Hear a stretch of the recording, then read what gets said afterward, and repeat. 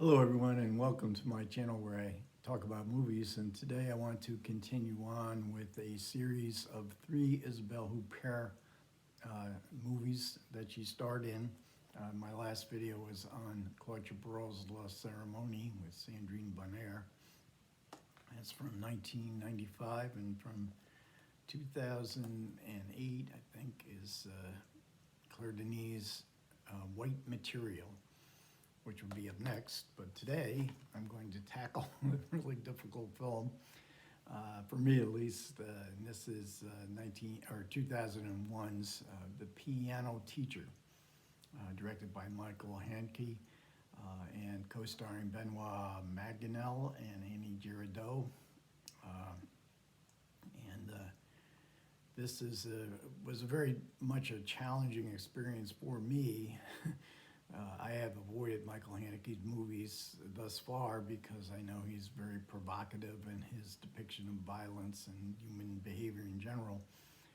And so I did read the novel, and I guess I got to cover up some of the painting on the cover art. And this is Elfriede Jelinek's novel, which this movie is based on, and very famous Austrian novelist who won the Nobel Prize for Literature.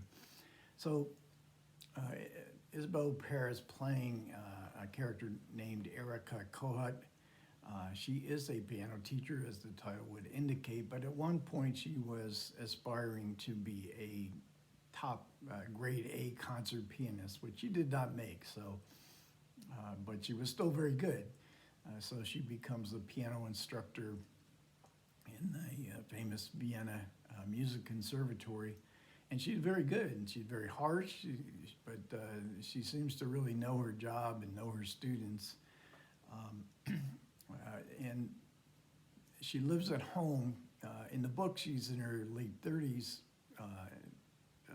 Isabelle Huppert is in her late 40s in this movie, or in real life she was in her late 40s, and she still lives at home with her mother, played by Annie Girardot, and she is a very controlling mother.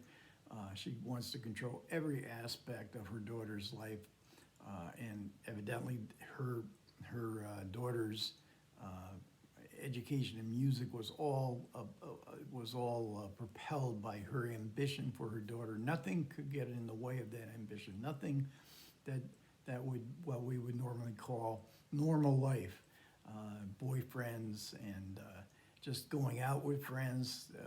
Everything must be controlled. Everything must be about the music. And she is her only friend, but she's not just her friend, she is her sometimes enemy, because sometimes Erika rebels and they have some drag out fights where hair is pulled, but they always make up. Into this strange relationship comes Walter Kemmerer, played by Benoit Magimel, and he is much younger. He is a student. He becomes totally infatuated with Erika, and he is very much a ladies' man. He's incredibly good looking. He comes from a very wealthy family, and when he hears her play, he becomes totally infatuated with her.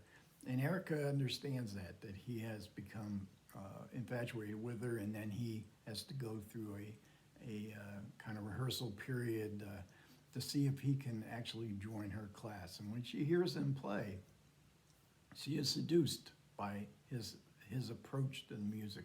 It's flamboyant, but it reaches her, it touches her. And she hasn't allowed much to touch her, because she does have this very strange secret life. She is very much a sadomasochist. She goes to pornography, kind of peep shows where all the men look at her very strangely, and she goes in and watches the hardcore pornography, and we do have some brief scenes of what she's watching. She's also a peeping Tom. She wanders through a drive-in theater, and she's looking for people having sex in the back seat, and which she finds. And she's also involved in self-harm, self-mutilation, and there's one scene that you almost have to look away from in that aspect of her life. So the question is Erica capable of love? Does she even understands what it's about?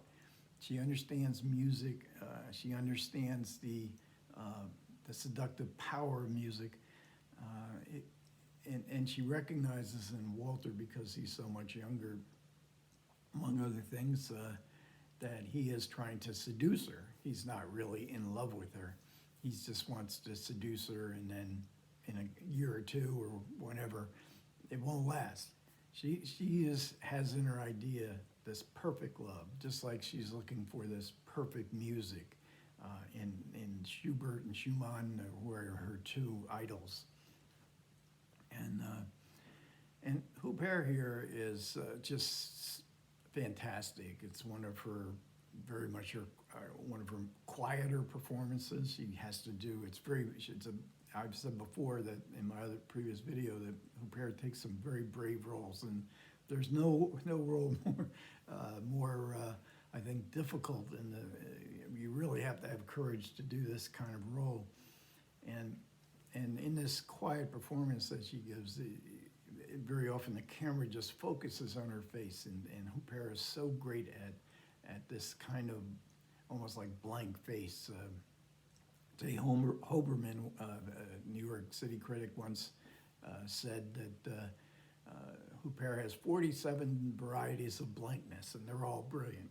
And we get the real illustration of that capability in her acting, where we have to see a range of emotions in a very quiet face, and where just the way she moves her eyes around. Sometimes her eyes might even tear up, the way she purses her lips, sudden movements of her head. They're all indicative of what Erica is feeling. And we're just captivated by trying to understand who Erica is, what she may be feeling, what she wants out of this relationship with Walter. Can she escape the clutches of her mother? And Huppert, again, I said in the novel, Erica is 37. Here, Huppert is 48, I think, when they filmed this, but she could play any age.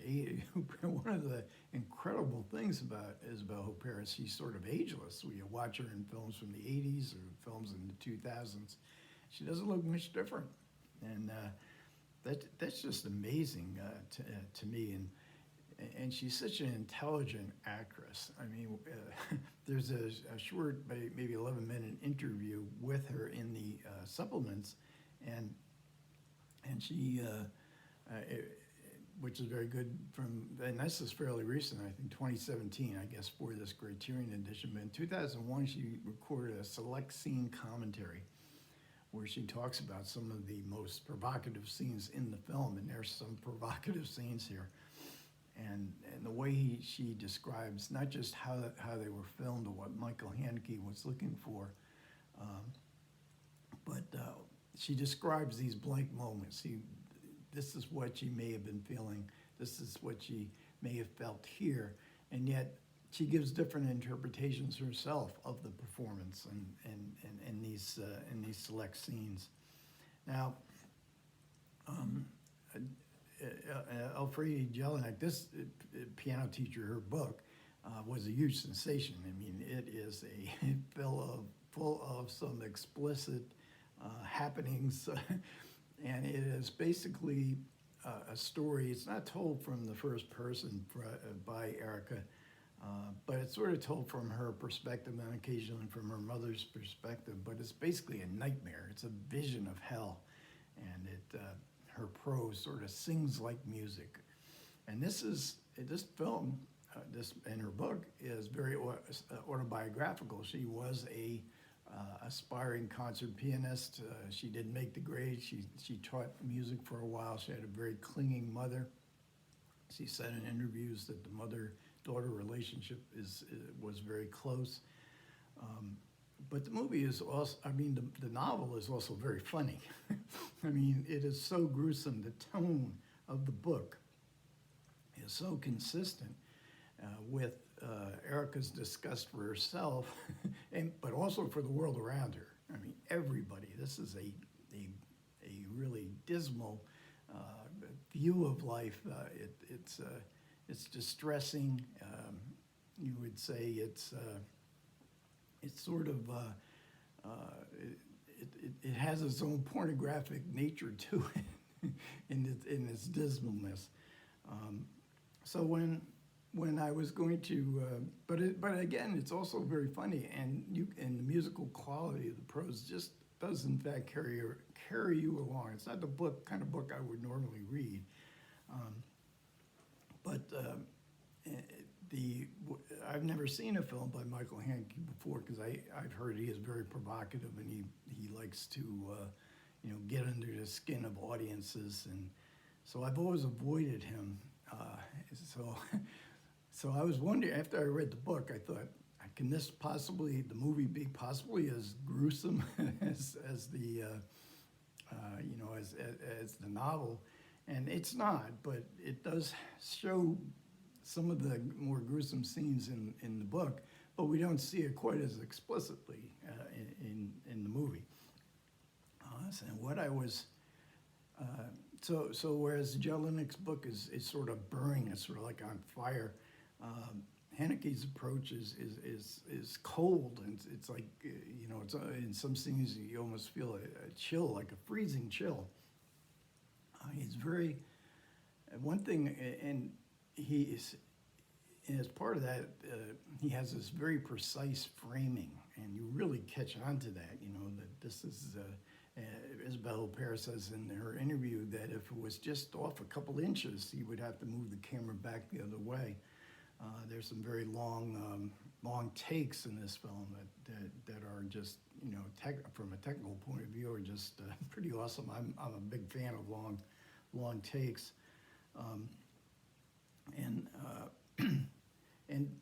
so the changes are.